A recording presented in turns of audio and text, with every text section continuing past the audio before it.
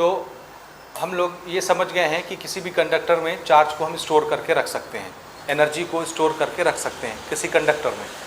अब हम ज़्यादा एनर्जी स्टोर करना चाहते हैं तो हमने एक डिवाइस बनाया जिसका हमने नाम क्या रखा, capacitor.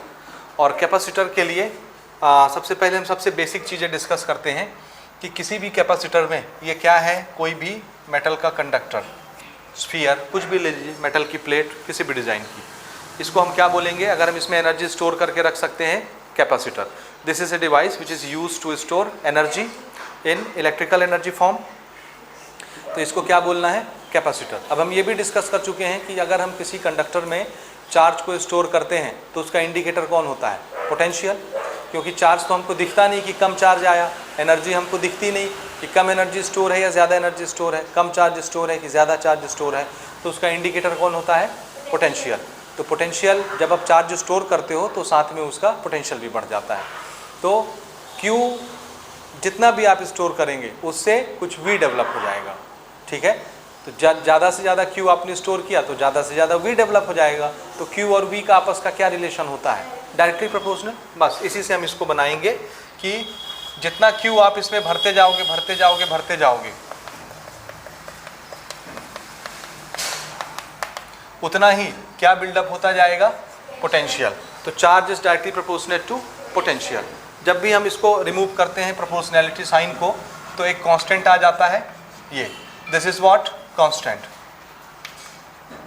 And this constant is for the material, the capacitor, and we will call it capacitance of the material. क्या बोलेंगे इस कांस्टेंट को, कैपेसिटेंस। इसका नाम क्या रखें हम, कैपेसिटेंस, ठीक है। This is a constant for a given material, given conductor. किसी कंडक्टर के लिए ये कांस्टेंट होता है।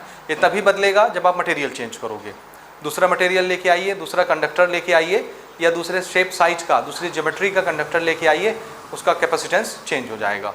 सो ये किसके लिए कांस्टेंट होता है, एक मटेरियल के लिए, एक मीडियम, क्या बोलेंगे उसको, कंडक्टर के लिए। समझ आया, ये किस चीज़ का कांस्टेंट है, कंडक्टर का। आप कंडक्टर बदल दीजिए, ये कांस्टेंट भी बदल जाएगा। तो ये किसके लिए सेम रहता है, एक कंडक्टर के लिए सेम रहता है। अगर मैं सिल्वर का कंडक्टर लेता हूँ तो सिल्वर के लिए ये सेम रहेगा, नहीं बदलेगा। जब आप आयरन का कंडक्टर लेके आओगे तो आयरन के लिए C की वैल्यू बदल जाएगी, समझ रहे हैं। कॉपर लेके आओगे C अलग हो जाएगा, एल्यूमिनियम लाओगे C अलग हो जाएगा। लेकिन एल्यूमिनियम के 10 सैंपल ले आओ, 10 सैंपल का C कैसा रहेगा, सेम। जब ये कब बदलेगा, जब आप मटेरियल चेंज करोगे। समझ आया। So this is the constant. और अब हम इस कांस्टेंट के बारे में थोड़ी सी स्टडी करना चाहते हैं। ये कांस्टेंट किसके बराबर होगा, V को नीचे भेज दीजिए। So C is equal to Q/V। ये कैपेसिटेंस का हमारा फॉर्मूला क्या बन गया, charge per unit voltage, not volume, voltage, ठीक है। This is potential. ओके, अब ये क्या चीज़ है, तो कोई भी कंडक्टर हम लेंगे, उसमें जितना चार्ज दिया है उसमें जितना वोल्टेज डेवलप होगा उस चार्ज को देने से, सिंपल चार्ज और वोल्टेज का रेशियो ही क्या देता है, उस कंडक्टर का कैपेसिटेंस बताता है। और कैपेसिटेंस क्या है, उसकी कैपेसिटी, ठीक है। यहाँ पे ध्यान रखेंगे कि ये जो पोटेंशियल मैं यूज़ कर रहा हूँ ये एब्सोल्यूट पोटेंशियल नहीं है, ये क्या है, पोटेंशियल डिफरेंस। क्या है ये, हाँ जी, ये पोटेंशियल का डिफरेंस है, एब्सोल्यूट पोटेंशियल नहीं है। तो पोटेंशियल में जितना चेंज आता है Q चार्ज देने से, Q चार्ज देने से जितना पोटेंशियल में चेंज आता है, ये चेंज इन पोटेंशियल है, पोटेंशियल डिफरेंस। तब आप charge divided by potential difference करोगे, जो भी क्वांटिटी बनेगी वही क्या कहलाएगी, उस कैपेसिटर का कैपेसिटेंस, ठीक है। हम थोड़ा सा इसको डिफाइन करना चाहते हैं। इसको डिफाइन करने के लिए हम दोनों टर्म यूज़ कर सकते हैं। हम चाहें तो Q के बेसिस पर इसको डिफाइन कर सकते हैं, हम चाहें तो V के बेसिस पर इसको डिफाइन कर सकते हैं। दोनों तरीके दुरुस्त हैं, करेक्ट हैं। लेकिन हम कौन सा प्रीफर करते हैं, जो न्यूमरेटर में होता है Q। तो Q से हम इसको डिफाइन करते हैं। चूँकि ये नई क्वान्टिटी आई है तो इसको डिफाइन करने का तरीका है कि अगर मैं V को कितना कर दूँ, 1, V को कितना कर दूँ, 1, ये पोटेंशियल डिफरेंस है। पोटेंशियल में चेंज कितना आ जाए, 1 वोल्ट। उस समय जितना Q होता है वही Q किसका मेजरमेंट देता है, कैपेसिटेंस का। इसका क्या मतलब है, V इज पोटेंशियल चेंज और पोटेंशियल डिफरेंस।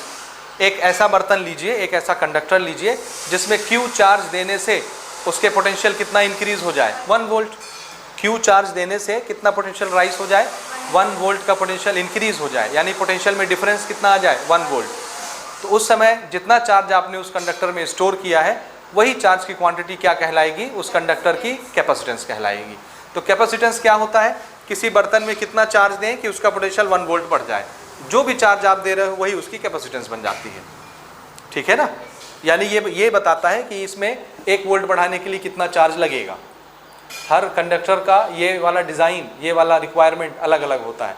कोई कंडक्टर बड़ा है तो वो ज़्यादा चार्ज लेगा 1 वोल्ट बढ़ाने के लिए, कोई कंडक्टर छोटा है साइज में तो वो थोड़े से चार्ज में 1 वोल्ट अपना बढ़ा लेगा। तो हर एक कंडक्टर का रिक्वायरमेंट अलग अलग होता है 1 वोल्ट का पोटेंशियल डिफरेंस बढ़ाने के लिए, ठीक है। तो जिस कंडक्टर को जितना चार्ज लगता है अपने पोटेंशियल को 1 वोल्ट इंक्रीज करने के लिए, वही चार्ज की क्वांटिटी क्या कहलाती है, उस बर्तन की कैपेसिटेंस कहलाती है। ये कैपेसिटेंस है, याद रखिएगा। तो अगर क्वेश्चन आता है what do you mean by capacitance और define capacitance of any capacitor और कंडक्टर, तो आप कैसे डिफाइन करोगे, it is what amount of charge, हाँ, जो कि क्या करेगा, which increases the potential difference by 1 unit volume, या सॉरी 1 यूनिट वोल्टेज, ठीक है। ओके, इसको डिफाइन कर लेते हैं, चलिए नोट कीजिए। कैपेसिटेंस,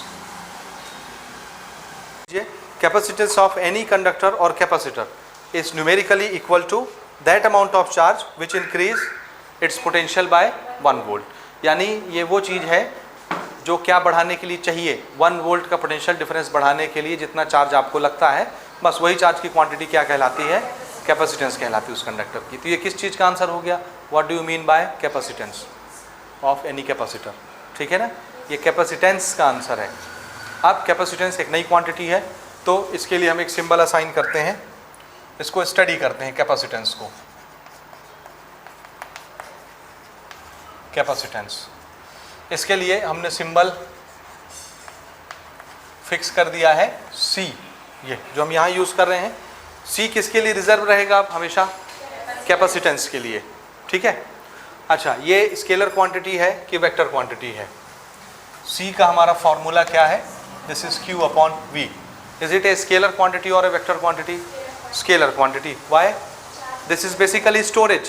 कैपेसिटेंस क्या चीज़ है, बेसिकली स्टोरेज, और कोई भी स्टोरेज हमेशा स्केलर क्वांटिटी होती है। जैसे एनर्जी, एनर्जी भी क्या है, स्टोर ही है, स्टोरेज है, तो स्टोरेज क्या होती है, स्केलर क्वांटिटी।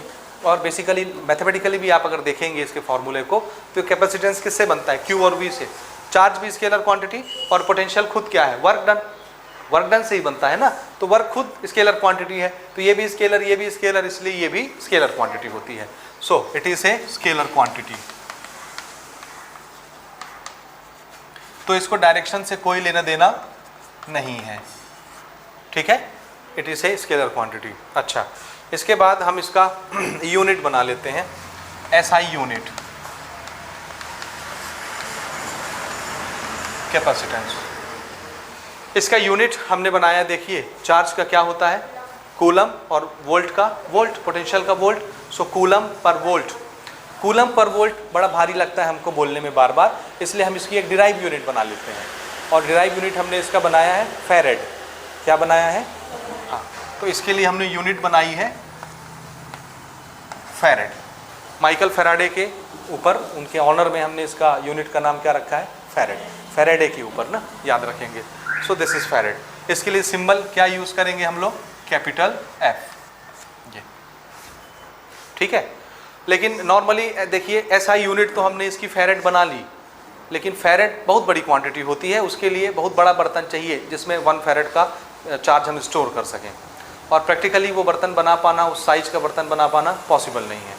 1 फैरेड बहुत बड़ा क्वांटिटी होता है, बहुत बड़ा स्टोर होता है, समझ रहे। 1 फैरेड का चार्ज स्टोर करने के लिए बहुत बड़ी साइज की हमको कंडक्टर की ज़रूरत पड़ती है, और उतना बड़ा कंडक्टर हम लोग एक्चुअली बना नहीं पाते। तो 1 फैरेड नापने की नौबत कभी आती ही नहीं पूरी लाइफ में, इसलिए हम लोग इसको कभी भी इसमें मेज़र नहीं करते SI यूनिट में। हालांकि SI में हमने बना लिया ये यूनिट, लेकिन कभी भी ये हमारे काम में नहीं आती, प्रैक्टिकल पर्पस में काम में नहीं आती। तो प्रैक्टिकल पर्पस के लिए हम लोग इसके दूसरे यूनिट्स बनाते हैं जो हम डे टू डे लाइफ में यूज़ करते हैं, ठीक है जी, समझे कि नहीं समझे। जैसे आपकी पंखे में जो कैपेसिटर लगा होता है, कैपेसिटर लगता है ना पंखे में, कूलर में, हर एक चीज़ में कैपेसिटर लगा होता है। तो पंखे में आपकी जो कैपेसिटर लगा होता है उसकी वैल्यू होती है 3.5 माइक्रोफेराड। कितना, माइक्रोफेराड, 3.5 माइक्रोफेराड। तो माइक्रोफेराड यूनिट यूज़ होती है प्रैक्टिकल लाइफ में, ठीक है। फेराड यूज़ नहीं होती, क्या यूज़ होती है, माइक्रोफेराड। तो इसके लिए प्रैक्टिकल यूनिट्स हम लोग क्या यूज़ करते हैं, ये यूज़ नहीं करते, वो आगे हम डिस्कस करेंगे क्यों। प्रैक्टिकल यूनिट्स, इसके लिए हम क्या यूज़ करते हैं, माइक्रो फैराड, और इसको हम लिखेंगे म्यू एफ, माइक्रो, और माइक्रो का मतलब होता है 10 टू द पावर -6, तो ये बेसिकली क्या चीज़ है, 10 टू द पावर -6 फैराड। ठीक है, समझ में आया? 10 टू द पावर -6 फैराड, ये माइक्रो फैराड है, और इसको पहचान लीजिए, ये सबसे पॉपुलर क्वांटिटी है, बार बार यूज़ होगी आगे पूरी इलेक्ट्रिसिटी में।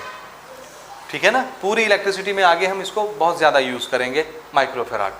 दूसरे भी हैं, जब हम इलेक्ट्रॉनिक कंपोनेंट्स की बात करते हैं, ये किस जगह यूज़ होता है, इलेक्ट्रिकल अप्लाइंसेस में, इलेक्ट्रिकल अप्लाइंसेस जैसे पंखा, कूलर, ये। लेकिन जब हम छोटे लेवल पर आते हैं, इलेक्ट्रॉनिक्स डिवाइस में आते हैं, जिसमें सर्किट्स होता है, सर्किट्स में हम लोग छोटे छोटे कैपेसिटर लगाते हैं, तो हमको वहाँ पे स्टोरेज कम चाहिए होता है, उतना ज़्यादा स्टोर नहीं चाहिए होता है एनर्जी का, तो वहाँ पे हम लोग काम करते हैं पिको फैराड में, नैनो फैराड में, तो वो भी इसकी प्रैक्टिकल यूनिट्स है, नैनो फैराड, जिसको हम लोग NF लिखते हैं, और इसकी वैल्यू होती है 10 टू द पावर -9 फैराड। इसी तरह से इलेक्ट्रॉनिक डिवाइस में बहुत छोटी छोटी स्टोर हमको चाहिए होती है, स्टोरेज, बहुत छोटी सी क्वांटिटी की एनर्जी चाहिए होती है, तो बहुत छोटे छोटे कैपेसिटर आप देखते हैं लगा रहता है।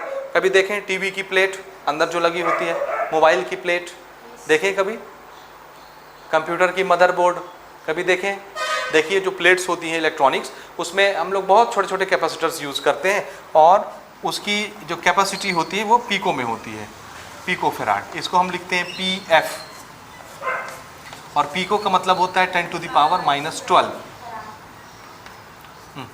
-12 फैराड। ठीक है, तो ये हमारी प्रैक्टिकल यूनिट्स हैं, डेली लाइफ में हम इसी में काम करते हैं, फैराड में काम नहीं करते। समझ आया? ओके, इसका डायमेंशन क्या होना चाहिए, डायमेंशन, यूनिट तो हमने बना लिया, थोड़ा सा डायमेंशन मुझे बताइए, डायमेंशन C के लिए, कैपेसिटेंस के लिए, तो ये किससे बना है, Q/V, Q का डायमेंशन क्या होगा, AT, okay, A × T। Potential का डायमेंशन, पोटेंशियल क्या चीज़ है, work done on a unit charge, तो वर्क का क्या हुआ, ML, नहीं वो फोर्स का है, MLT -2, ML²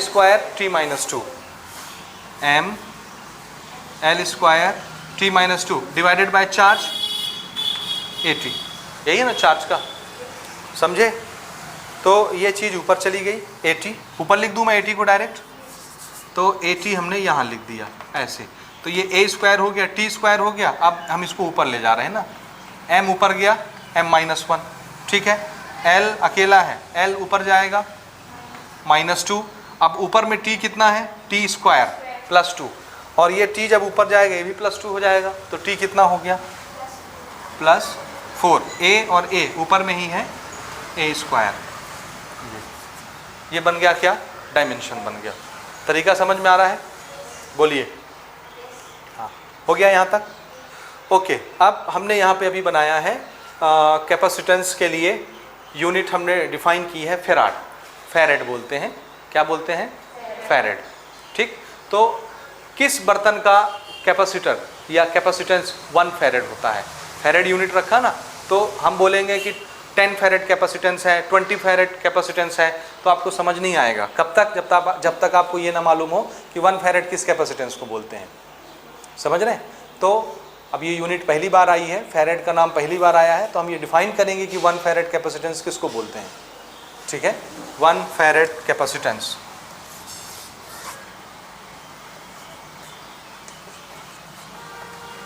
define 1 farad capacitance. 1 farad capacitance किसका होता है, कितना होता है। ठीक है, इसको समझिए। देखिए, ये एक बर्तन मैंने लिया, ठीक है, एक बर्तन मैंने लिया, इसको मैंने चार्ज दिया। ठीक है, कितना चार्ज देना है, देखिए इसको अगर मैं डिफाइन करना चाहता हूँ तो सबसे पहले मैथमेटिकल अप्रोच पे आइए, उसके बाद फिर हम इसको डिस्कस करेंगे। 1 फैरेड ये कब बनेगा, फॉर्मूला क्या है कैपेसिटेंस का, C = Q/V। अगर मैं Q को 1 यूनिट कर दूं, कितना, दिस इज 1 यूनिट 1 कूलम, और वोल्टेज को भी कितना कर दूं 1 वोल्ट, तो ये भी 1 हो गया, ये भी 1 हो गया, तो कैपेसिटेंस क्या हो जाएगा 1, और इसकी यूनिट फैरेड, तो ये 1 हो जाएगा। तो 1 फैरेड कैपेसिटेंस बनाने के लिए हमको क्या करना पड़ेगा, if Q is equal to 1 coulomb and voltage rise is also 1 volt, तब C कितना हो जाएगा 1 फैरेड हो जाएगा, है ना। तो आप इसको कैसे सेट करोगे मैथमेटिकली, तो आंसर है ये ऐसे सेट होगा कि एक ऐसा बर्तन लीजिए, एक ऐसा कंडक्टर लीजिए जिसमें चार्ज कितना देना पड़े 1 कूलम, और उसका वोल्टेज कितना राइज हो जाए 1 कूलम चार्ज देने से 1 वोल्ट, तो ऐसे बर्तन का कैपेसिटेंस कितना होता है 1 फैरेड होता है। जैसे ये बर्तन मैं लेके आया, ठीक है, ये बर्तन लिए, इस बर्तन को हमने 1 कूलम का चार्ज दिया, हमने देखा इसमें वोल्टेज बढ़ा 0.7, कितना पोटेंशियल इंक्रीज हुआ इसका 0.7, क्या 1 वोल्ट आया, नहीं आया। तो मैंने कहा कि ठीक है ये बहुत बड़ा था, थोड़ा सा इसको काट देता हूँ, काट के छोटा कर दिया, अब ये इतना बड़ा हो गया छोटा, अब इसको 1 कूलम चार्ज दिया, मैंने देखा इसका पोटेंशियल 2 वोल्ट हो गया, समझ आया, यानी बहुत छोटा था साइज में, थोड़ा सा चार्ज देने से वोल्टेज बढ़ गया, मैंने वो नहीं बहुत छोटा हो गया काटने से, थोड़ा और बड़ा कर लेता हूँ, थोड़ा और बड़ा कर दिया, अब मैंने इसको 1 कूलम का चार्ज दिया, मैंने देखा इसका वोल्टेज 1 वोल्ट बढ़ गया, ठीक है, तब मैं क्या बोलूँगा, हाँ ये वो बर्तन है जिसमें मैं 1 कूलम का चार्ज देता हूँ तो पोटेंशियल कितना राइज होता है 1 वोल्ट, तो देखो इस बर्तन का कैपेसिटेंस कितना मानना है 1 फैरेड, समझ आया। तो 1 फैरेड कैपेसिटेंस हर बर्तन का नहीं होता, समझ रहे हैं, कोई छोटा बर्तन लोगे 1 कूलम चार्ज दोगे 2 वोल्ट बढ़ जाएगा, 1.2 वोल्ट बढ़ जाएगा, 3 वोल्ट बढ़ जाएगा पोटेंशियल, बड़ा बर्तन लोगे, बड़ा कंडक्टर लोगे 1 कूलम का चार्ज दोगे 0.5 वोल्ट ही इंक्रीज होगा उसका पोटेंशियल। तो ये किस पर डिपेंड कर रहा है, साइज पर, बर्तन के, कंडक्टर के।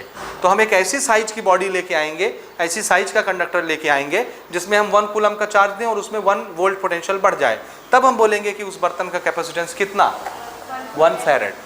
तो ये हर बॉडी का नहीं होता ना, ये उस बॉडी का कैपेसिटेंस होता है जिसमें 1 कूलम का चार्ज स्टोर करने से पोटेंशियल कितना राइज होता है ओनली 1 वोल्ट, तो फिर उसका कैपेसिटेंस हम बोलते हैं कि कितना है 1 फैरेड। तो इसको नोट कर लीजिए, 1 फैरेड को लिखिए, 1 फैरेड कैपेसिटेंस या 1 फैरेड, तो ये नोट करें 1 फैरेड का definition, 1 farad is capacitance of that conductor, ये उस कंडक्टर का कैपेसिटेंस होता है 1 फैरेड जिसमें in which potential increases by 1 volt when charge given is 1 coulomb, जिसमें 1 कूलम का चार्ज दें और पोटेंशियल कितना बढ़ जाए 1 वोल्ट, तो सिर्फ उस कंडक्टर का कैपेसिटेंस कितना मानते हैं हम 1 फैरेड मानते हैं। यहाँ तक आपको बात समझ में आ गई या नहीं आई, आ गई। तो ये हमारा बेसिक डिस्क्रिप्शन हो गया कैपेसिटेंस के बारे में। यहाँ पर 2 क्वेश्चंस के आंसर हमने प्रिपेयर किए हैं।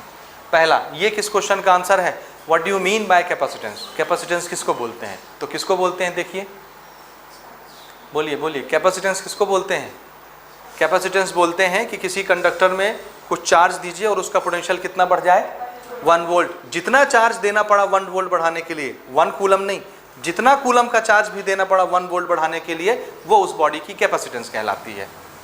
अब आप 2 कूलम दो, 10 कूलम दो, 100 कूलम दो 1 वोल्ट बढ़ाने के लिए, तो वो उस बॉडी का कैपेसिटेंस कहलाएगा। और ये किस चीज़ का आंसर है कि किस बॉडी का कैपेसिटेंस 1 फैरेड होता है, किस बॉडी का कैपेसिटेंस 1 फैरेड होता है, ये उसका आंसर है। और ये कैपेसिटेंस क्या होता है, ये उसका आंसर है। तो दोनों अलग अलग चीज़ें हैं, याद रखिएगा। वो है कैपेसिटेंस क्या होता है और ये है किस बॉडी का कैपेसिटेंस 1 फैरेड होता है।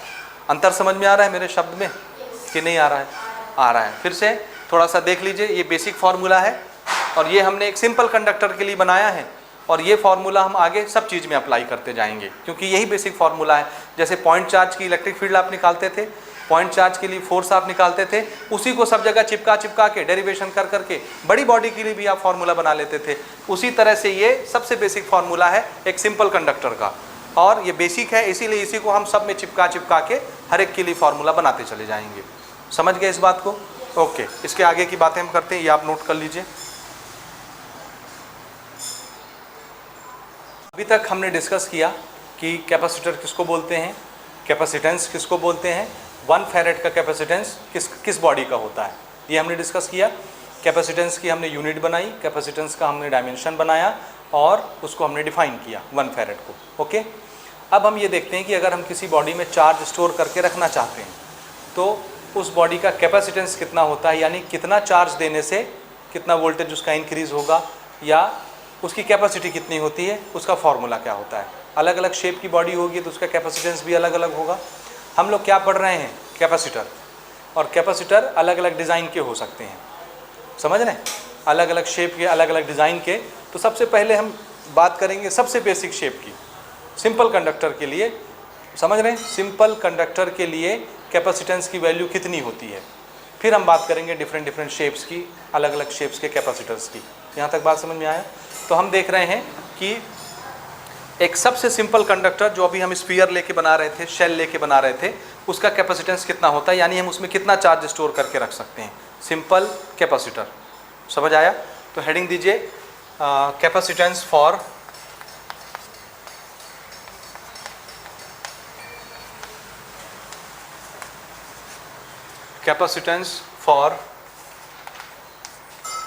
सिंपल कंडक्टर और spherical conductor. Simple spherical conductor, ठीक है। ये वाला कैपेसिटर्स अपने अंदर कितनी एनर्जी स्टोर करके रख सकता है, ठीक। देखिए यहाँ पर हमने एक छोटा सा स्फेरिकल कंडक्टर लिया। याद रखिएगा ये कंडक्टर है, क्या है, कंडक्टर है, ठीक है ना, स्फीयर नहीं है। ओके, ये कंडक्टर है। तो अगर मैं इसको चार्ज दूंगा तो वो चार्ज कहाँ रहेंगे, सरफेस पे आ जाएंगे, ठीक है। ये इसका मैं इनर पार्ट ऐसे रफ कर दे रहा हूँ। Okay, this is A spherical conductor. और अभी तक हम ये समझ गए हैं कि किसी भी कंडक्टर में हम लोग चार्ज को स्टोर करके रख सकते हैं, ठीक है। तो हम इसमें चार्ज को स्टोर करके रखना चाहते हैं, ठीक है। हमने इसको चार्ज दिया, चार्ज देंगे तो वो चार्ज कहाँ दिखेगा, सरफेस पर। क्यों, क्योंकि ये कंडक्टर है, चार्ज को चलना अलाउ करता है। अंदर भी चार्ज छोड़ोगे तो सारे चार्जेस कहाँ जाएंगे, बाहर में। तो सारे चार्जेस रिपल्शन करके आउटर सरफेस में आके स्टे हो जाते हैं। किस फिनोमिना से ऐसा होता है, न्यूटन रिपल्शन, ठीक है ना। और सारे चार्जेस बाहर आ जाते हैं, कोई भी अंदर नहीं रहता, है ना। अच्छा, अब जब सारे चार्जेस बाहर आ जाते हैं तो ये किसकी तरह बिहेव करने लगता है, शेल की तरह कि स्फीयर की तरह। देखिए अगर सारे चार्ज बाहर आ गए तो ये कंडक्टर शेल की तरह बिहेव करेगा या स्फीयर की तरह, शेल की तरह। स्फीयर होता तो सारे चार्जेस अंदर रहते, बादल में जैसे चार्ज स्टोर हो जाते हैं। तो ये शेल की तरह बिहेव करता है, ठीक है। और शेल खुद किसकी तरह बिहेव करता है, एक सिंगल पॉइंट चार्ज की तरह। मैं इस पूरे चार्ज को एक लोकेशन पर कंसंट्रेटेड मान सकता हूँ कि नहीं, मान सकता हूँ। तो इसका इलेक्ट्रिक फील्ड का फॉर्मूला, इसके पोटेंशियल का फॉर्मूला सब किसका बन जाता है, पॉइंट चार्ज का। समझ आया। अच्छा, इसका suppose this is the centre और ये इसका क्या है, रेडियस r, ठीक है। तो अगर मैं इस पूरे पॉइंट, इन पूरे चार्जेस को इसकी सेंटर पर कंसंट्रेटेड मानूं, इसकी सेंटर पर कंसंट्रेटेड मानूं, मैंने इसमें कितना चार्ज दिया है, Q। और आप जान रहे हो Q चार्ज देने से इसका पोटेंशियल कितना इंक्रीज हो गया होगा, V। क्योंकि चार्ज का इंडिकेटर कौन है, पोटेंशियल। जैसे जैसे आप चार्ज देते जाओगे पोटेंशियल डिफरेंस इसका इंक्रीज होता जाएगा। और उसको हम वोल्ट मीटर लगा के नाप सकते हैं। तो वोल्ट मीटर लगाएंगे, पोटेंशियल बढ़ता जाएगा, वोल्ट मीटर का कांटा दिखाएगा, बढ़ता जा रहा है, बढ़ता जा रहा है, बढ़ता जा रहा है। इसका मतलब इसमें चार्ज स्टोर होता जा रहा है, होता जा रहा है, होता जा रहा है। कम चार्ज है, ज़्यादा चार्ज है, ये कौन बताता है, वोल्ट मीटर, उसका पोटेंशियल डिफरेंस। समझ आया। तो हमने Q चार्ज दिया, चार्ज स्टोर हो गया, क्या बढ़ गया, पोटेंशियल डिफरेंस, V आ गया इसका। समझ आया ये। ओके, Q देने से V पोटेंशियल डेवलप हो गया। हम ये मान सकते हैं कि ये शेल है तो इसके पूरे चार्जेस एक जगह यहाँ रखे होंगे। ये r डिस्टेंस है, तो बताइए इसका पोटेंशियल ये V कितना हो गया होगा। सोर्स चार्ज और V पोटेंशियल, इसका रिलेशन आपने पढ़ा है, क्या होता है, 1/4 pi epsilon not source charge upon this is the distance. मैंने कैपिटल लिखा है तो कैपिटल लिख देता हूँ, कैपिटल R। यही होता है ना पोटेंशियल का फॉर्मूला यहाँ सरफेस पर, पक्का। हाँ, और दूसरी चीज़ हम ये अभी डिस्कस करके आ रहे हैं कि किसी भी बॉडी का कैपेसिटेंस कितना होता है, बेसिक फार्मूला Q/V। तो हम अब इस बॉडी का कैपेसिटेंस निकालना चाहते हैं कि इसमें कितना चार्ज देने से कितना वोल्टेज आएगा या इसकी कैपेसिटी कितनी होगी। तो हर बॉडी के लिए कैपेसिटेंस का फॉर्मूला क्या होगा, Q/V, ठीक है। अब देखिए उस फॉर्मूले को, इसमें हमने कितना चार्ज स्टोर किया है, Q। तो Q की वैल्यू तो Q ही है। Q स्टोर करने से पोटेंशियल कितना डेवलप हो जाता है, इतना। तो पोटेंशियल की वैल्यू भी मेरे पास है, Q की वैल्यू भी मेरे पास है। क्या मैं इसका कैपेसिटेंस निकाल सकता हूँ, आंसर है यस। कैसे निकालना है, Q की जगह क्या रखना है, Q, और V की जगह क्या रखना है, ये this is 1/4 pi epsilon not Q upon R। ये Q cancel, 1/4 pi epsilon not ऊपर चला गया, तो कैपेसिटेंस क्या बन गया, 4 पाई एप्सिलॉन नॉट R। ये हो गया। This is first formula for capacitance for a simple conductor. किसी सिंपल कंडक्टर के लिए कैपेसिटेंस की वैल्यू कितनी होती है, 4 pi epsilon not R। R क्या है, उस बॉडी का रेडियस, उसका साइज बताने वाला। ओके, यहाँ पर देखिए 4 पाई एप्सिलॉन नॉट ये कांस्टेंट है। कूलम कांस्टेंट कितना होता है, यहाँ लिखता हूँ, coulomb constant is 1/4 pi epsilon not और इसकी वैल्यू 9 × 10⁻⁹। और हमको यहाँ पे सिर्फ क्या है, हाँ ये है 4 पाई एप्सिलॉन नॉट अपॉन 1। ये पलट दीजिए तो ये भी क्या होगा, पलट जाएगा। तो जब आप इसको पलटेंगे तो ये ऊपर गया, 1 नीचे आ गया, तो ये भी पलट गया, 1/9 × 10⁻⁹। तो ये क्या है, एक्चुअल में कांस्टेंट ही है, उसका रेसिप्रोकल है कूलम कांस्टेंट का, याद रहेगा। तो हमारे इस एक्सप्रेशन में 4 पाई एप्सिलॉन नॉट क्या है, कांस्टेंट, इसकी वैल्यू क्या होती है, 1/9 × 10⁻⁹। ये आप याद रखेंगे। तो ये पूरा पोर्शन कांस्टेंट हो गया। तो फिर कैपेसिटेंस किस पर डिपेंड कर रहा है, बस रेडियस पर। So capacitance only depends upon radius. इसको नोट कीजिए।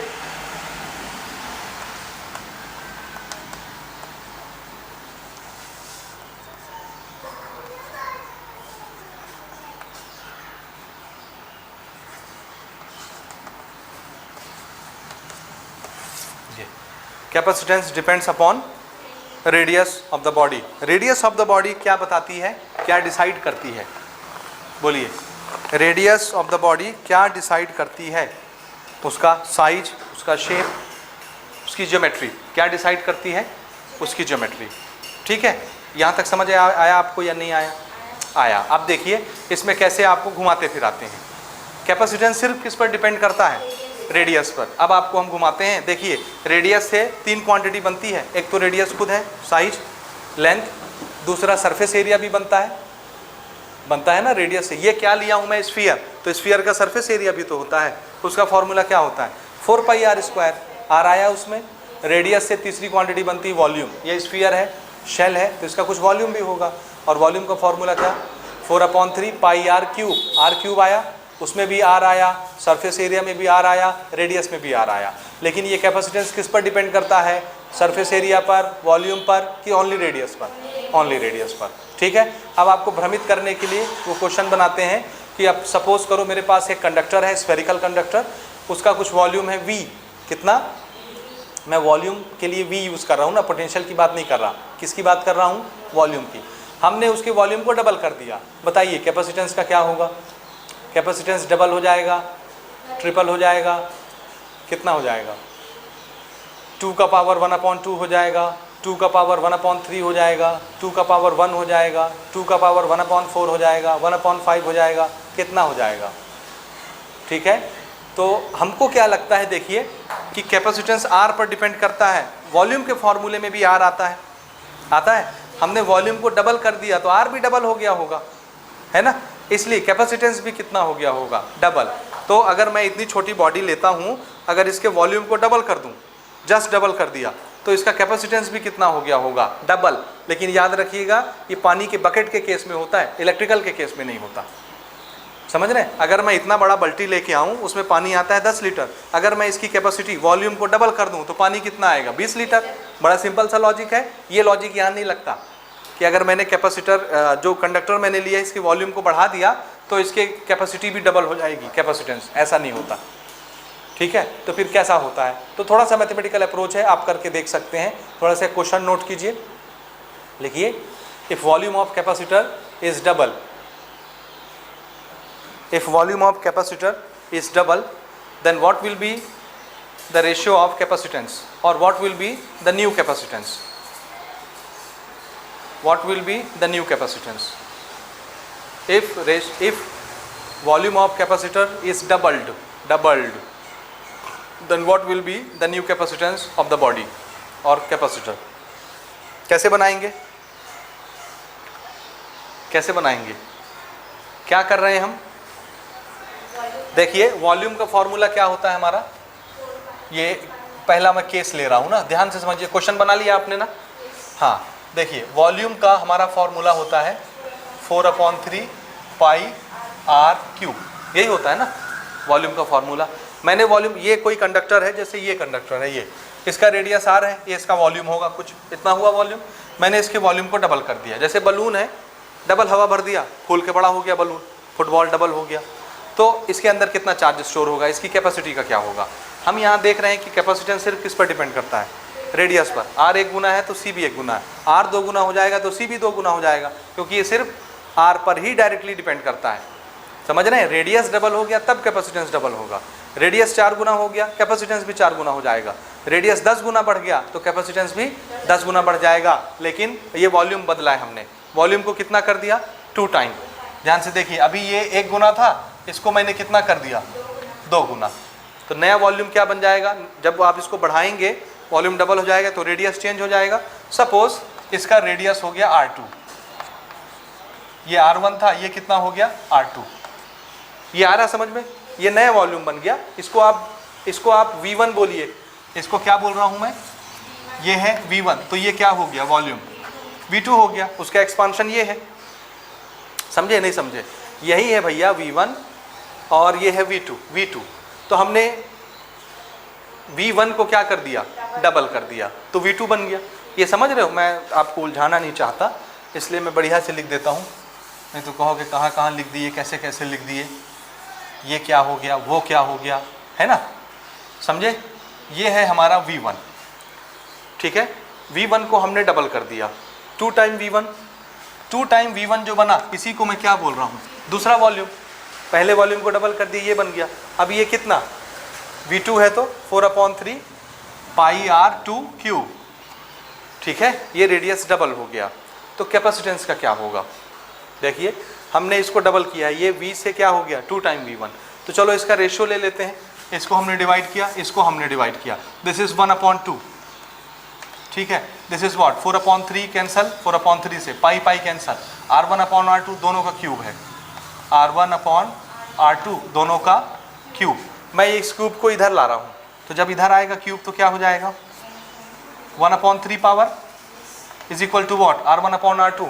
R is directly proportionate to C, तो मैं इसको लिख सकता हूँ C1/C2 लिख सकता हूँ। R पर डिपेंड करता है कैपेसिटेंस, तो डायरेक्ट 1 R है, तो उसको क्या लिखूंगा मैं, C1/C2, है ना। तो देखो मुझे क्या मिला, C1/C2 इज 1/2 टाइम इसका पावर 1/3, ठीक है। मुझे क्या चाहिए, नया कैपेसिटेंस ये है, पुराना कैपेसिटेंस ये है, इसको पलट देते हैं ऐसे। तो जब हम इसको पलटेंगे C2/C1, ये भी पलट जाएगा, ये क्या हो गया, अपॉन का 1 लिखने का जरूरत नहीं है, C1 को उधर ट्रांसफर मारिए, 2 का पावर 1/3 टाइम्स C1। देखिए नया कैपेसिटेंस कितना हो जाता है, पुराने वाले कैपेसिटेंस से कितने गुना, 2 to the power 1/3, इतने गुना बढ़ जाता है। लेकिन हमको क्या लगता है कि वॉल्यूम डबल किए हैं तो कैपेसिटेंस भी क्या हो गया होगा, डबल। समझे कि नहीं, समझे कि नहीं समझे। हाँ, अब इसी में अगर मैं आपसे क्वेश्चन पूछता कि मैंने वॉल्यूम को डबल नहीं किया है, सरफेस एरिया मैंने डबल कर दिया है, तो कैपेसिटेंस कितना हो जाता। देखिए वॉल्यूम के फॉर्मूले में R का क्या आता है, क्यूब, तो मैंने इनमें से कॉमन क्यूब निकाला, यही इस बार आया 1/3 बना।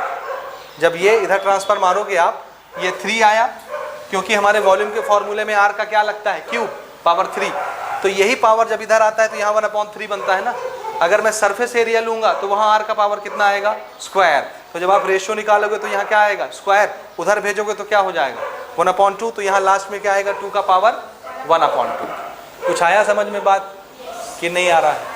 तो अगर क्वेश्चन आता है कि अगर हमने किसी कंडक्टर का सरफेस एरिया डबल कर दिया, सरफेस एरिया पहले कुछ है, उस सरफेस एरिया को डबल कर दिए, तो कैपेसिटी का क्या होगा, डबल हो जाएगा क्या, आंसर है नो। कितने टाइम बढ़ेगा, 2 to the power 1/2 time increase हो जाता है, डबल नहीं होता। लेकिन अगर मैं बोलता हूँ रेडियस को हमने डबल किया है, तो रेडियस मतलब सिर्फ R का पावर 1, R का पावर 1, तो यहाँ भी क्या आएगा, R का पावर 1, और ये 1/2, ये जब ऊपर जाएगा तो सिर्फ क्या दिखेगा आपको, 2, तो यहाँ 2 आएगा, C1 इधर आ जाएगा, ओनली 2। समझ रहे हैं, C1 × 2 टाइम आपने रेडियस को डबल किया तो कैपेसिटेंस भी कितना हो गया, डबल हो गया। ये कुछ बातें समझ में आई कि नहीं आई? तो इनको आप अपने शब्दों में नोट कर लीजिए, सरफेस एरिया के लिए भी नोट कर लीजिए और रेडियस के लिए भी नोट कर लीजिए। सरफेस एरिया के लिए क्या लिखेंगे, C2 कितने टाइम हो जाता है, C2 अपॉन 1/2 टाइम C1। ये किसके लिए लिखोगे, जब सरफेस एरिया को कितना कर दें हम, double. If surface area is double then the capacitance will be this much time, ठीक है। और जब रेडियस बढ़ाओगे तो ये कितना हो जाएगा, 2 टाइम। ये रेडियस के लिए लिख लेना, if radius is double then the capacitance will be 2 times, ठीक है। लिख लोगे अपने शब्दों में कि नहीं लिख पाओगे, पक्का? हाँ जल्दी से लिखो तो हम दूसरी बातें करें फिर। तो ये चीज़ आपको याद रखना है कि अगर हम वॉल्यूम डबल कर रहे हैं तो नया कैपेसिटेंस कितना हो जाता है, 2⁻⅓ टाइम C1, पुराने कैपेसिटेंस के इतने गुना 2⁻⅓, ठीक है, 1/3। और जब सरफेस एरिया डबल करते हैं तो मैंने रीज़न बता दिया कैसे कैसे ये आएगा, आप बना सकते हो डेरिवेशन इसका। तो 2⁻1/2 टाइम पुराने कैपेसिटेंस के बढ़ जाएगा, और रेडियस को अगर आपने डबल किया है तब जाके कैपेसिटेंस डबल होता है, याद रहेगा। अभी हमने क्या चीज़ डबल किया, वॉल्यूम, सरफेस एरिया और रेडियस, ठीक है। इसको थोड़ा सा उल्टा करते हैं। अगर मैं एक बर्तन लेके आऊँ जिसका कैपेसिटेंस है C1, और अगर सपोज कीजिए मैंने उसका कैपेसिटेंस बढ़ा दिया, डबल कर दिया कैपेसिटेंस को, तो बताइए उसके वॉल्यूम का रेशियो क्या होगा, समझ आया? कैपेसिटेंस को मैं क्या कर रहा हूँ, डबल, तो बताइए उसके वॉल्यूम का रेशियो क्या होगा, करिए करिए। पुराने बर्तन का कैपेसिटेंस कितना, C1। या पहले क्वेश्चन एक नोट करो, इसी में लिखिए question, if capacitance of any conductor is doubled, if capacitance of any conductor is doubled, capacitance of any conductor is doubled, then what will be the ratio of its volume, what will be the ratio of its volume? If capacitance of any conductor is doubled then what will be the ratio of its volume? मैंने capacitance को double किया है तो उसके volume का ratio क्या होगा, दोनों वॉल्यूम कैसे कैसे हो जाएंगे, यानी दूसरा वॉल्यूम पहले से कितने गुना हो जाएगा। ये रेशियो का मतलब तो यही होता है। तो कैसे करेंगे जी, किसको डबल करना है, बोलिए किसको डबल करना है, कैपेसिटेंस को। तो कौन डबल हो जाएगा, कैपेसिटेंस किस पर डिपेंड करता है, तो रेडियस डबल हो जाएगा। समझ रहे नहीं समझे, ये C1 है, देखिए C1, C2 जब हम बनाएंगे तो C2 कितना हो जाएगा, 2 टाइम C1, यही होगा ना। पुराना C1 जो भी रहा होगा, नया कैपेसिटेंस हमने कितना कर दिया, डबल, तो ये डबल हो गया, समझे? या उसको C ले लो, क्या फ़र्क पड़ता है, C ले लीजिए, पुराना कैपेसिटेंस C है तो this is C1, original capacitance of the conductor is C, इसको हमने डबल कर दिया तो दूसरा कैपेसिटेंस कितना हो जाएगा, 2C हो गया। तो बताइए वॉल्यूम का रेशियो क्या होगा, सरफेस एरिया का रेशियो क्या होगा, दोनों क्वेश्चन बन सकते हैं इसमें। तो बताइए वॉल्यूम का रेशियो क्या होगा, लिखिए वॉल्यूम रेशियो, देखिए ये पुराना वॉल्यूम, ये नया वॉल्यूम, या ऊपर लिख लो V2 को, V1 को नीचे लिख लो, नया पुराना तो समझ में आएगा ना। ये पुराने कंडक्टर का वॉल्यूम जब कैपेसिटेंस कितना था, C1, कैपेसिटेंस को हमने डबल कर दिया तो ये नया वॉल्यूम बन गया, ठीक। वॉल्यूम का formula πr³, this is also 4/3 πr³, ये R1 ये R2, ठीक है। अच्छा R1 R2 कितना कितना किया है हमने, देखिए हमने कैपेसिटेंस को इंक्रीज किया है तो रेडियस भी क्या हो गया होगा। अगर ये कैपेसिटेंस ये था तो इसका रेडियस R रहा होगा, और अगर मैंने कैपेसिटेंस को डबल किया है तो रेडियस भी कितना हो गया होगा, डबल। तो नए वाले का रेडियस क्या लिख देना आपको, डबल। तो ये पुराना वाला रेडियस देखो, इसको मैं लिख रहा हूँ R, तो नीचे वाले R को क्या लिखूंगा, 2R।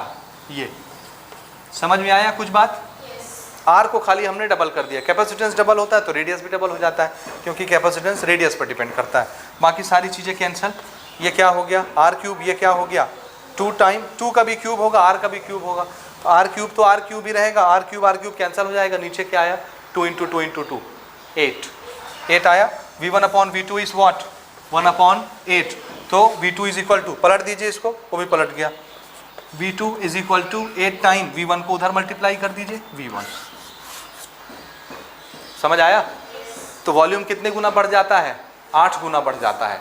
कैपेसिटेंस को डबल करने से उसी कंडक्टर का वॉल्यूम कितने गुना इंक्रीज हो जाता है? 8 गुना। अगर मैं सरफेस एरिया की बात करता कि सरफेस एरिया का वॉल्यूम रेशियो कितना हो जाएगा, तो कितना होगा जी? सरफेस एरिया के फॉर्मूले में आर का क्या आता? स्क्वायर। तो आप कैपेसिटेंस डबल करते रेडियस डबल हो जाता, तो इसका क्या होता? स्क्वायर। इसका भी स्क्वायर, इसका भी स्क्वायर। तो 2 का स्क्वायर क्या होता? 4। तो ये क्या बनता? 1/4। 4 टाइम इंक्रीज होता वॉल्यूम, सॉरी सरफेस एरिया। समझ रहे हैं? तो सरफेस एरिया के केस में क्या लिखोगे आप? सेम एक्सप्रेशन, ये surface area 1, surface area 2, this is 4 pi R square, this is again 4 pi R square 1 और 2। अगली केस में क्या लिखते हैं आप? 4 पाई आर स्क्वायर, और यहाँ पे हम क्या कर रहे हैं? आर को डबल, 2r इसका स्क्वायर। ठीक है, ऐसे ही करते। ठीक है, बाकी सारी चीज़ें कैंसिल हो जाती है। आर स्क्वायर से आर स्क्वायर, 2 का स्क्वायर होता 4 हो जाता। It will be 1/4। और S2 मैं इसको पलट देता ऐसे, ये भी पलट जाता, 4 ऊपर चला जाता, S1 को इधर ट्रांसफ़र कर देता, तो 4 टाइम हो जाता सरफेस एरिया। याद रहेगा? तो बस ये ऐसे छोटे छोटे ट्रिकी क्वेश्चन इसमें बनते हैं कि अगर मैंने कैपेसिटेंस को डबल कर दिया, वॉल्यूम का क्या होगा?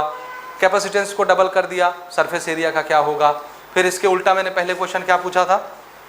हमने वॉल्यूम को डबल कर दिया, कैपेसिटेंस का क्या होगा? सरफेस एरिया को डबल कर दिया, कैपेसिटेंस का क्या होगा? रेडियस को डबल कर दिया, कैपेसिटेंस को क्या होगा?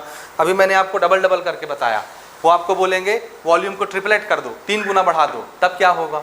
तो आपको कुछ नहीं करना है, इस आर को क्या करना है? 3 टाइम। तो 3 का क्यूब क्या हो जाएगा? 27। बोलिए, 3 का क्यूब क्या हो जाएगा? 27 टाइम। तो 27 टाइम इंक्रीज हो जाएगा। समझ गए? समझ में आ गई बात? ये नहीं आई? बोलिए, आया? हाँ जी, यहाँ हमने वॉल्यूम को डबल किया था, वॉल्यूम को ट्रिपल करते तो क्या होता? यहाँ पे 3 आ जाता। देखिए, वॉल्यूम को ट्रिपल करते तो ये क्या बन जाता? 3v। तो ये 1/3 होता, ये तो सेम रहता। तो यहाँ 2 की जगह क्या दिखने लगता? 3। जितने गुना कर रहे हो यहाँ पे वो नंबर दिखता। मैं बोलता वॉल्यूम को 5 गुना कर रहा हूँ, तो यहाँ क्या दिखता आपको? 5 का पावर 1/3। वॉल्यूम है तो 1/3, सरफेस एरिया है तो 5 का पावर 1/2, ऐसे दिखता। तरीका समझ आ रहा है? तो जितने गुना भी बोलेगा आप बना लेंगे, पक्का। अच्छा, कैपेसिटेंस को बोलता मैं 5 गुना कर रहा हूँ, तब कैसे करते? फिर यहाँ पे क्या आता? 5 का पावर 3, तो वो जितना भी बनता 5 × 5 25 × 5 125। तो 125 गुना ये बढ़ जाता वॉल्यूम। कितने गुना बढ़ जाता? हाँ जी, कैपेसिटेंस को अगर 5 गुना बढ़ा दिए तो वॉल्यूम कितने गुना बढ़ गया? 125 गुना। सरफेस एरिया कितने गुना बढ़ेगा? 25 गुना, 5 का स्क्वायर।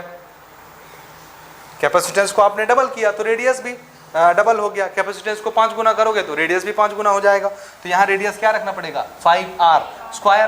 तो 5 का स्क्वायर कितना हो जाएगा? 25। 25 गुना बन जाएगा इसका सरफेस एरिया, इंक्रीज हो जाएगा। तो ये समझ में आया क्वेश्चन? ये बड़े लॉजिकल क्वेश्चंस हैं, वो कुछ भी बना के आपसे पूछेंगे, आपसे बनना चाहिए। ठीक है, क्लियर है यहाँ तक? ठीक, ये नोट करें। आप लोग नोट कीजिए, क्वेश्चन लिखिए, what is the capacitance of अर्थ, या कैलकुलेट कैपेसिटेंस ऑफ अर्थ, कुछ भी लिखिए। What is the capacitance of अर्थ, या कैलकुलेट कैपेसिटेंस ऑफ अर्थ। कितना होगा अर्थ का कैपेसिटेंस? कैलकुलेट करिए।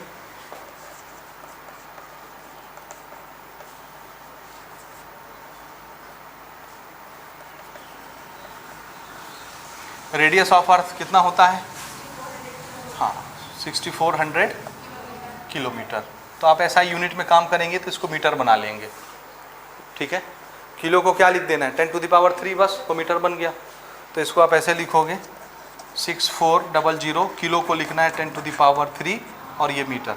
ये है हमारा रेडियस ऑफ अर्थ। बनाइए, ये मिटा दूं इधर का मैं। ये समझ गए हो ना वॉल्यूम का खेल? वॉल्यूम, सरफेस एरिया, कुछ भी पूछे इस पर, उम्मीद है बना ले जाओगे। ठीक, चलिए देखिए, अर्थ का शेप कैसा रहता है? स्फेरिकल। और किसी भी स्फेरिकल कंडक्टर के लिए कैपेसिटेंस का फॉर्मूला ये है। तो हम लोग यही फार्मूला यूज़ करेंगे। Capacitance of earth is equal to 4πε0 and radius of earth. यही बनेगा फार्मूला। अर्थ इज स्फेरिकल, तो स्फेरिकल चीज़ के लिए कैपेसिटेंस का फार्मूला तो यही होगा।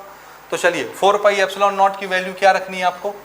1/9 × 10⁹। अभी मैंने वहाँ नोट किया था, याद आया? ओके, ये इस पूरे की वैल्यू हो गई। और रेडियस ऑफ अर्थ आपको क्या रखना है? SI में। हाँ, this is 6400 10⁻³ metre, this is capacitance of earth. ठीक है, वो यूनिट कैंसिल हो जाएगी, फेराड में आएगा ये, ठीक है ना। कैपेसिटेंस की यूनिट क्या आएगी, फेराड में आएगी। ये कूलम कांस्टेंट की भी तो यूनिट होती है, ये उसको बाकी यूनिट्स को कैंसिल कर देगा और सिर्फ क्या बचेगा, बचेगा चार्ज पर वोल्ट, उसी को हम क्या लिख लेंगे, फेराड, सिर्फ उतना ही बचेगा। हो गया ये। इसको सॉल्व करेंगे 10⁻, कितना, देखिए यहाँ पे 10⁻9 है, यहाँ पे 3 और ये 2 जीरो और ले लो यहाँ से, तो 10⁵, 10⁻9 ऊपर गया, -9 + 5, 10⁻³ दिखा। इसको क्या लिख सकते हैं, 64 × 100, 100 यानी 10⁻², तो 10⁻², 10⁻³ 10⁻5 जुड़ गया, 5 हो गया, नीचे 10⁻9 है, ये जब ऊपर जाएगा -9 हो जाएगा, -9 + 5 कितना हुआ, -4। So this is 10⁻⁻4। नंबर क्या बचा, 64, नीचे 9, ऊपर में बचा 64, नीचे में बचा 9, इतना ही बचा ना। तो इसको हमने कैंसिल किया, कितने टाइम, 7.11, ऐसे ही आएगा कुछ।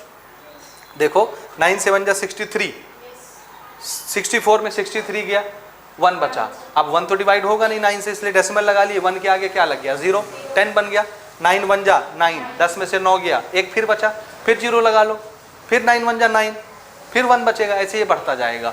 तो ये हमारा क्या बन गया, इतना, दिस इज फेराड। ये आया अर्थ का कैपेसिटेंस।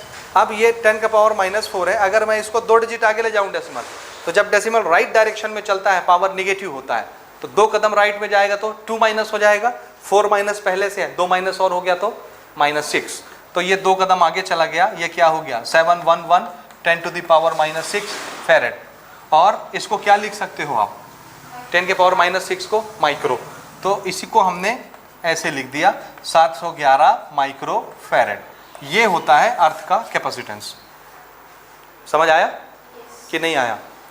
देखिए ये किस में आया, माइक्रो में।